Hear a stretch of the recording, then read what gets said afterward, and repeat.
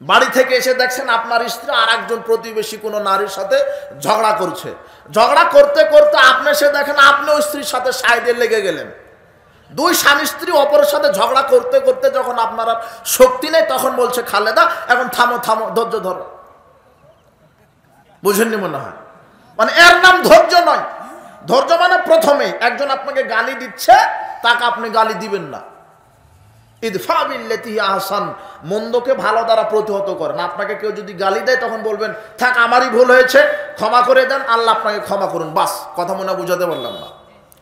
আবু বকর রাদিয়াল্লাহু আনহু আর আরেকটা লোক এভাবে, আবু বকর রাদিয়াল্লাহু আনহুকে একজন লোক গালি দিচ্ছেন, গালি খুব ঝগড়া করছে, গালি দিচ্ছে, আপনি এই আপনি সেই, আপনি এরকম লোক, এভাবে গালি দিচ্ছে। মুহাম্মদ সাল্লাল্লাহু আলাইহি ওয়াসাল্লাম পাশে বসে আছেন। তো আবু বকর রাদিয়াল্লাহু আনহুকে যখন ওই লোকটা গালি দিচ্ছে, তখন আল্লাহ আবু বকর রাদিয়াল্লাহু আনহুর পক্ষ থেকে কয়েকজন ফেরেশতা সেট করে দিয়েছেন। এই ফেরেশতারা ওই ব্যক্তিকে গালি দিচ্ছে, কিন্তু আবু বকর রাদিয়াল্লাহু আনহু তো বুঝতে পারছেন না। ওই লোকটা আবু বকর রাদিয়াল্লাহু আনহুকে গালি দিচ্ছেন, আর আবু বকরের পক্ষ থেকে কারা গালি দিচ্ছেন? ফেরেশতারা। তো আবু বকর রাদিয়াল্লাহু আনহু এক সময় ধৈর্য ধারণ না করে তিনিও বলতে লেগেছেন আপনি এরকম লোক, আপনি এই কথা বলছেন। মানে উত্তর যখন দিতে লেগেছে, তখন ফেরেশতারা চলে যেতে লেগেছে। তখন রাসূল সাল্লাল্লাহু আলাইহি ওয়াসাল্লাম চলে যেতে লাগলেন। তখন আবু বকর রাদিয়াল্লাহু আনহু বলছেন কি ব্যাপার? ওই লোকটা আমাকে গালি দিল, আপনি বসেছিলেন, কিন্তু আমি যখন একটু উত্তর দিতে লাগলাম তখন আপনি উঠে চলে যাচ্ছেন। মানে তখন রাসূল সাল্লাল্লাহু আলাইহি ওয়াসাল্লাম বলছেন শোনো, ওই ব্যক্তি যখন তোমাকে গালি দিচ্ছিল, তোমার পক্ষ থেকে ফেরেশতাদেরকে আল্লাহ সেট করেছে, ফেরেশতারা ওই ব্যক্তির সাথে তর্ক করছিল, ওই ফেরেশতারা ওই ব্যক্তিকে গালি দিচ্ছিল। কিন্তু তুমি যখন নিজের দায়িত্ব নিজের ঘাড়ে নিয়ে নিলে, তখন আর ফেরেশতা থেকে কি লাভ, ফেরেশতারা চলে গেল। তো আমি নবী চিন্তা করলাম আমার আর থেকে কি লাভ, এই জন্য আমিও যাচ্ছি। তার মানে আপনাকে যে গালি দেয়, আপনার পক্ষ থেকে আল্লাহ কি সাহায্য পাঠাচ্ছেন, কিন্তু আপনি ধৈর্য ধরুন। যদি আপনি ধৈর্য ধারণ করতে পারেন, তাহলে ধৈর্য যদি ধরতে পারেন, রাসূল সাল্লাল্লাহু আলাইহি ওয়াসাল্লাম বলছেন ইনদাস সাদমাতিল উলা, প্রথমে ধৈর্য ধারণ করতে হবে, ধৈর্যশীল হতে হবে, ধৈর্যশীল হতে হবে।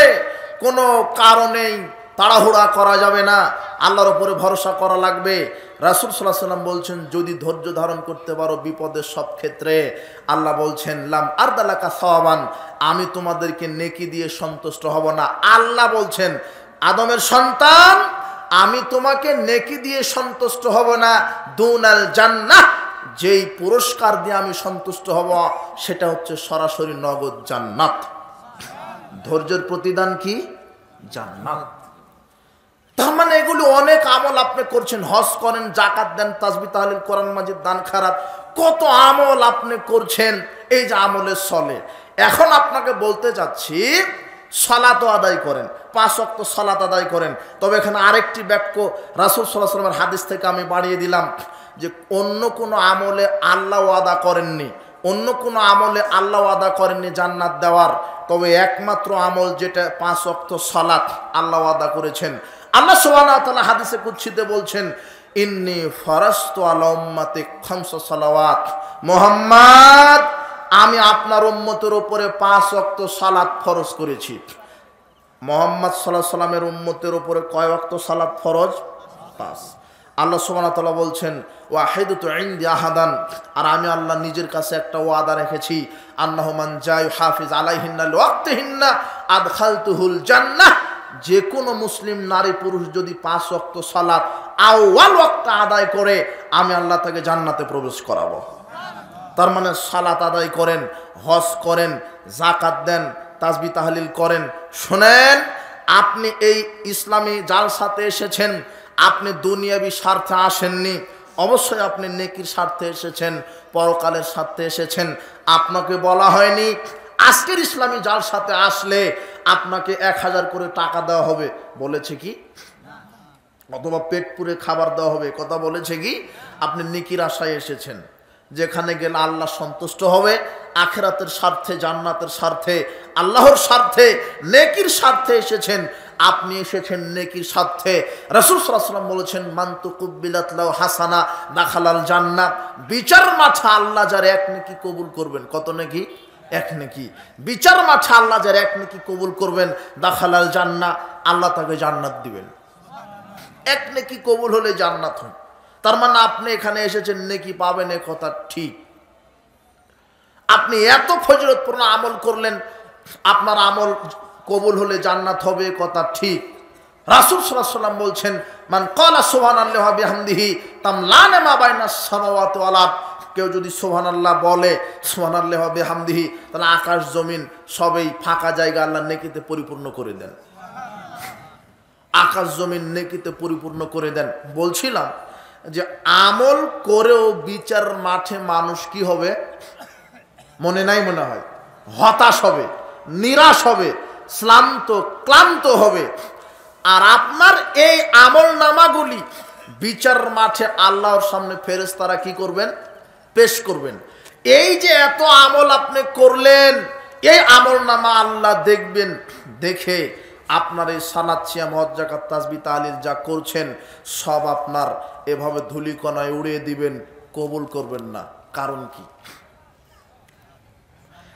এই যে আপনি মসজিদের দিকে যাচ্ছেন শুক্রবারে, প্রত্যেক ধাপ সমান কত নেকি মনে নাই, মনে হয় জুমার দিনে প্রত্যেক ধাপ সমান নেকি কত? 1 বছরের নফল সিয়াম, 1 বছরের নফল সালাত, তাহাজ্জুদের সালাত, প্রত্যেক ধাপ সমান। এই যে লোকটা জুমার দিনে বের হলো, প্রত্যেক ধাপের নেকি হচ্ছে, প্রত্যেক ধাপ সমান 1 বছর নফল সালাত, 1 বছর নফল সিয়াম। তবে এই লোকটার যদি এই বাড়িটা যদি সুদের টাকাতে ক্রয় করা হয়, বাড়িটা যদি সুদের টাকাতে তৈরি করা হয়, তাহলে আর 1 নেকি হবে না। বুঝলেন মনে হয়? ওই যে বলা হলো যে কেউ যদি সুবহানাল্লাহ একবার বলে, তাহলে 7 আকাশ 7 জমিন আল্লাহ কি করে দেন, নেকি করে দেন। কিন্তু যে ব্যক্তি সুবহানাল্লাহ বলছে, এর যদি মোটর সাইকেলটা ঘুষের টাকাতে কিনা হয়, তাহলে ও যদি 1 কোটি বার সুবহানাল্লাহ বলে, বলতে বলতে যদি বমনও করে দেয়, 1 নেকিও হবে না। বুঝলেন মনে হয়? এই ব্যক্তি হারামখোর, এই হারামখোর এই আমল করেও বিচার মাঠে কি করবে, হতাশ হয়ে যাবে যে আমার আমলটা কবুল হলো না কেন, আমার আমলটা কবুল হলো না কেন। কেন? এ ছিল কি, হারামখোর, এর জীবিকা নির্বাহ হারাম। যে ব্যক্তি হারাম খেয়ে ইবাদত করে, এর ইবাদত আল্লাহ কবুল করেন না। সমাজে কত হারামখোরে পরিপূর্ণ, হারামখোর সমাজে আজকে প্রায় হারামখোর, হালালখোর পাওয়াই খুব কঠিন, প্রায় হারামও খায় ইবাদতও করে। এই ব্যক্তিটা তাহাজ্জুদের সালাত আদায় করছে, এ হারাম খাচ্ছে, সুদের সাথে জড়িত। একটা হাদিস বুঝতে পারেন কিনা দেখেন তো, ইয়াতি আলান নাসে জামান, মানুষের উপর একটা সময় চলে আসবে, ইস্তামিউনা ইউসাল্লুনা ফিল মাসাজিদ, মানুষ দলে দলে জমায়েত হয়ে মসজিদে সালাত আদায় করবে। মানুষ দলে দলে জমায়েত হয়ে মসজিদে সালাত আদায় করবে। লাইসা ফিহি মুমিন, মসজিদ ভরা থাকবে মুসল্লি, কিন্তু কারোর ভিতরে ঈমান থাকবে না। হাদিসটা এখনো বুঝতে পারেননি? মসজিদ ভরা থাকছে কারা? মুসল্লি। মুসল্লি কাকে বলে? যারা 5 ওয়াক্ত সালাত আদায় করে। মসজিদ ভরা থাকছে মুসল্লি, কিন্তু কারোর ভিতরে কি থাকছে না? ঈমান। ব্যাপারটা কি? ব্যাপারটা কি? সালাত আদায় করছে, ঈমান থাকছে না, মানে ওই ব্যক্তিটি 20 বছর ধরে সালাত আদায় করছে, এই কথা ঠিক। 20 বছর ধরে সুদের ব্যবসা করছে, কথাও ঠিক। ওই যে মুরব্বিটা 40 বছর ধরে তাহাজ্জুদের সালাত আদায় করে, এ কথা ঠিক। 40 বছর ধরে জর্দা দিয়ে পান খায়, এ কথাও ঠিক। ওর তাহাজ্জুদ 4টা রুমের মধ্যেই আছে, 7 পার হবে না। বিড়ি সিগারেট জর্দাগুলো হারাম, একে কি দিয়ে বুঝানো হবে? আল্লাহ একে বুঝদান করুন, আল্লাহুম্মা আমিন। হারাম খেয়ে ইবাদত করলে হবে না। এই লোকটা আপনার নেতার কাছে যায়, নেতা, আপনার নেতা বলছে যে আমি 20 বার হজ করেছি, 36 বার উমরা করেছি, কিন্তু এই নেতা 20 বার হজ করেছে, এই কথা ঠিক, তবে 10-এর পয়সা দুর্নীতি আত্মসাৎ করেছে, এই কথাও ঠিক। ওর হজ আছে না, তার মানে আমল করেও বিচার মাঠে ক্ষতিগ্রস্ত হবে। কেন? হারাম খায়, হারাম খুরেই কারণে। সুদ জায়েজ, দুর্নীতি জায়েজ, ঘুষ জায়েজ, হারাম।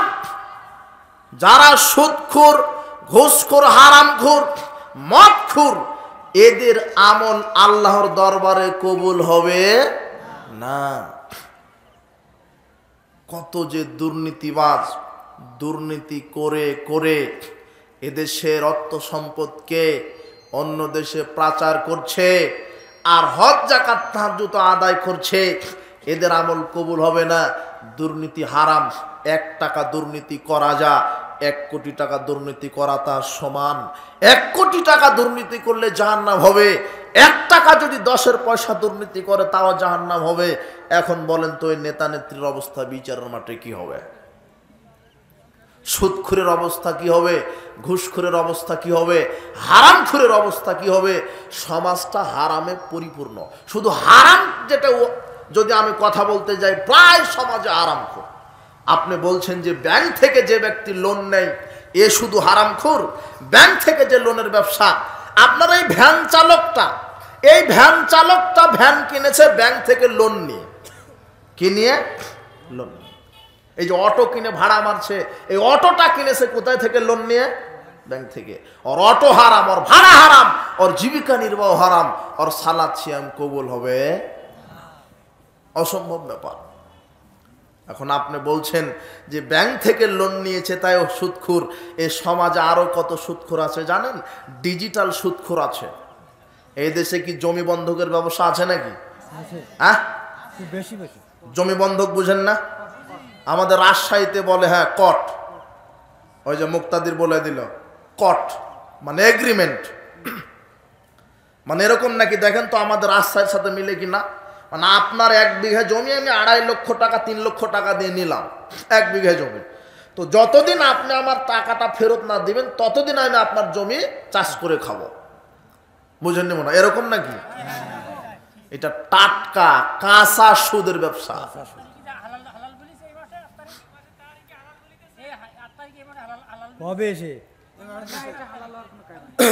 ওটা ভালোভাবে আপনি পড়বেন, তারপর ওটা হারাম। টাকা টাকায় থাকছে। জি না, কি করে ফতোয়া হতে পারে? টাকা টাকায় থাকছে, ওটা হারাম হবে। ওই জমিনে চাষ করে ফসল খেয়ে ইবাদত কবুল হবে না। আমি আপনাকে তদন্ত করতে বললাম ওই ফতোয়া, যে দেখেন ওই ফতোয়া আপনি ভুল বুঝেছেন অথবা অন্যভাবে বোঝানো হয়েছে। বলছিলাম জমি এগ্রিমেন্ট, বন্ধকেগুলি হারাম। বন্ধকের অনেক প্রকার আছে। বন্ধক জায়েজ আছে, এর একটা সিস্টেম আছে। কি?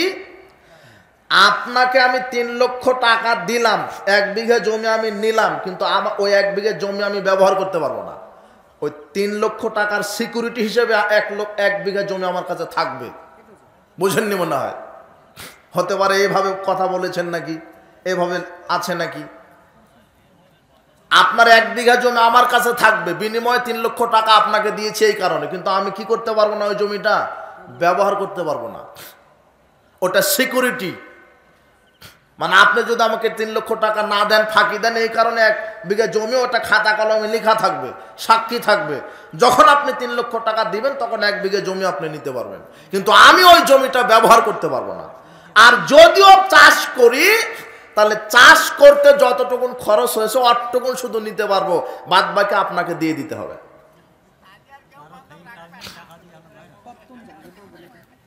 বুঝেননি মনে হয়? তবে খাই খালাসি জায়েজ। খাই খালাসি বুঝেননি মনে হয়? খেয়ে সুদ। 20,000 টাকা দিয়ে 1 বিঘা জমি নিয়েছিলেন, 20,000 টাকা দিয়ে 1 বিঘা জমি নিয়েছেন। 1 বিঘা জমি আপনি 1 বছর খেয়ে ফেলবেন, টাকা আর ফেরত পাবেন না। এটা খাই খালাসি, এটা জায়েজ আছে। আপনি কি করে ফতোয়া হতে পারে যে টাকা টাকায় থাকবে আপনি জমি খাবেন? এটা পাগলামি নাকি? ধর্ম এখনো পাগল হয়নি। কাবা ঘরের ইমামও যদি এই ব্যবসা করে তাও হারাম। অত ধর্ম পাগল হয়ে গেল নাকি এখনই?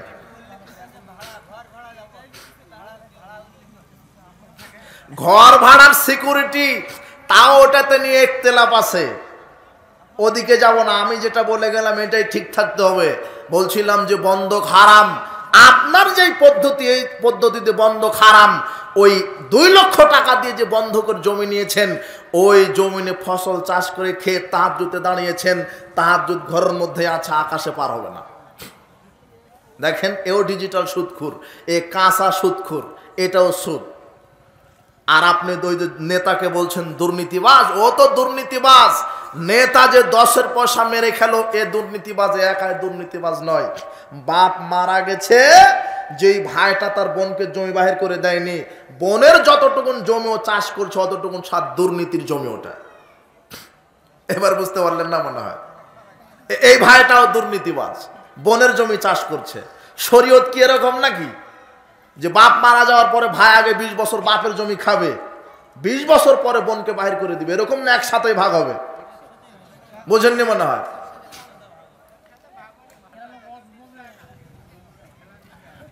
বোনকে জমি বাহির করে দেয়নি, বোনের জমি চাষ করছে, আবার তাহাজ্জুদে পড়ে। জিনা হবে না? বোনের জমিতে চাষ করে ফসল খাওয়া হারাম। বোনের সম্মতি নিয়ে করতে পারে, না হলে ফেরত দিতে হবে। বোনের সাথে আপনি কথা বলায় বাদ দিয়েছেন, জমি যখন থেকে আপনার কাছে চেয়েছে। খুব আমচিনের দাওয়াত, খুব আমচিনের দাওয়াত। যখনই বলেছে ভাই জমির খবর কি, তখন আর ফোন কথাই নাই। আশ্চর্য কথা। অথচ আপনার যতটুকুন হক, আপনার বোনের ততটুকুন কি হক, অধিকার। আবার অনেক আছে ওয়ারিশকে ফাঁকি দেয়, ওয়ারিশকে বঞ্চিত করে। এরা আমল করেও জাহান্নামে যাবে, যারা ওয়ারিশকে বঞ্চিত করে। মেয়েকে জমি সব লিখে দিয়ে হজ করতে চলে গেছে হাজী সাহেব, ছেলেকে দেয়নি। আরে না, মেয়েকেই দিয়েছে। অথবা ছেলেকে জমি, ছোট ছেলেকে জমি রেজিস্ট্রি করে দিয়ে বড় ছেলেকে দেয়নি, হজ করতে চলে গেছে। হজ এয়ারপোর্টে আছে, কাবা ঘরে যায়নি। এই হাজী সাহেব হজ করেও জাহান্নামে যাবে, ওয়ারিশকে ফাঁকি দিয়েছে। এখন আপনার করণীয়, আপনার বাপ আপনাকে জমি জায়গায় লিখে দিয়ে আপনার ছোট ভাইকে দেয়নি, দিয়ে মারা গেছে। এখন আপনার করণীয় কি? আপনার করণীয় ভাই বোনকে ডেকে জমি ওয়ারিশ সূত্রে ভাগ করে নেবেন, আর আল্লাহর কাছে বাপের জন্য ক্ষমা চাইবেন। আল্লাহ আপনার বাপকে ক্ষমা করে দিতে পারে। বুঝেননি মনে হয়? এই যে দেখেন, হারামখোরের সমাজে ভরা, এদের ইবাদত কবুল হচ্ছে? বুঝেননি মনে হয়? এটা একটা দেখালাম। আমি বলেছি আমল কবুলের কয়টা শর্ত বলেছি? 10টা। এর আগে আমি বলে নিলাম যে অনেক ফজিলতপূর্ণ আমল। একবার সুবহানাল্লাহ বললে কত কোটি নেকি হচ্ছে? মানুষের ক্যালকুলেটারও তো ধরবে না। 7 আকাশ 7 জমিনে কত নেকি ধরবে একবার সুবহানাল্লাহ বললে?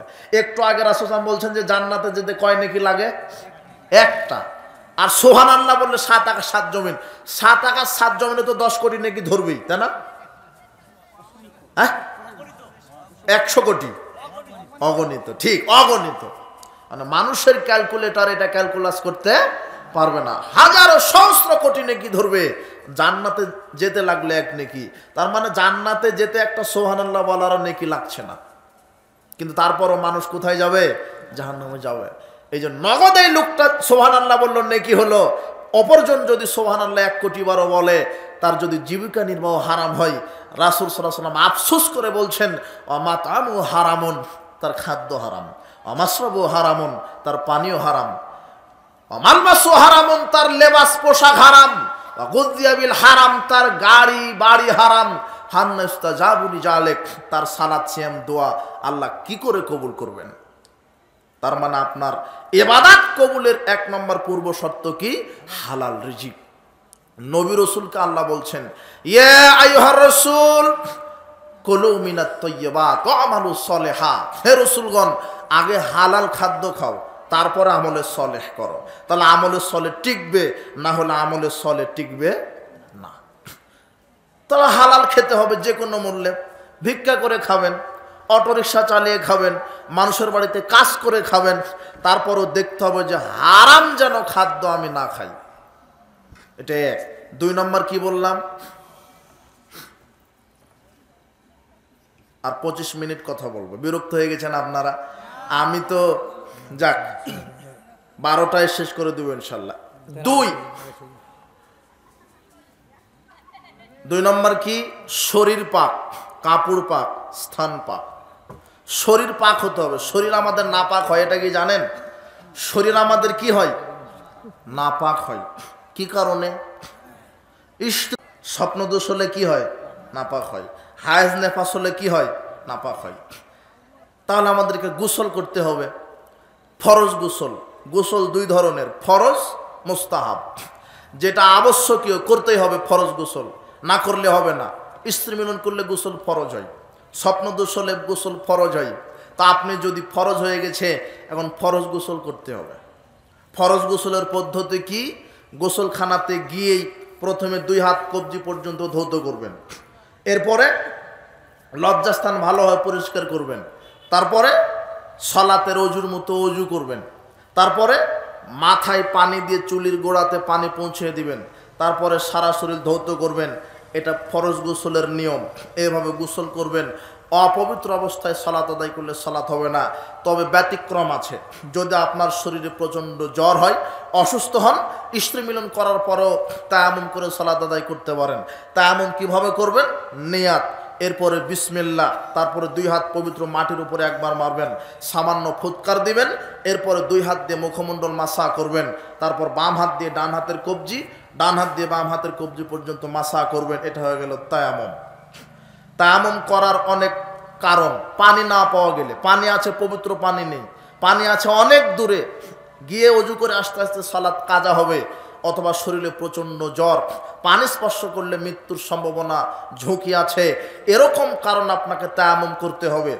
স্ত্রী মিলন করেন আর স্বপ্ন দোষক, যদি আপনার কষ্ট হয়ে যায়, অসুস্থ, জ্বর গায়ে, সেক্ষেত্রে আপনি তায়াম্মুম করবেন। আমার কথা কি বুঝতে পারেন?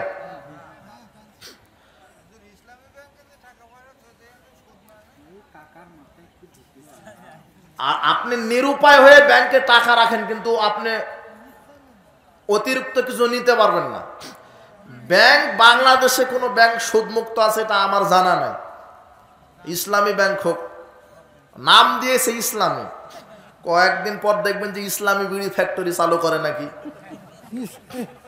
মানে ইসলামী বিড়ি ফ্যাক্টরি।